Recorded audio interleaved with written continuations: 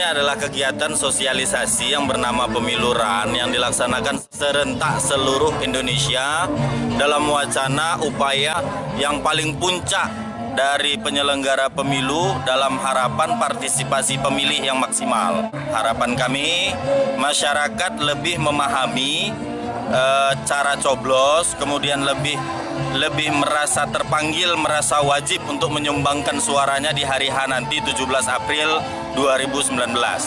Kita awali dengan gerak jalan santai bersama dengan Musbida di sekeliling kecamatan kota, kemudian berakhir di acara ini, kemudian terakhir sambutan beberapa Musbida termasuk Ketua KIP. Lalu ada agenda pembagian hadiah juga, door prize, kemudian ada musik band lokal dari Kabupaten Aceh Singkil. Betul, seluruh nasional mengagendakannya menjadi agenda bersama melalui KPU sampai ke jajaran bawahnya.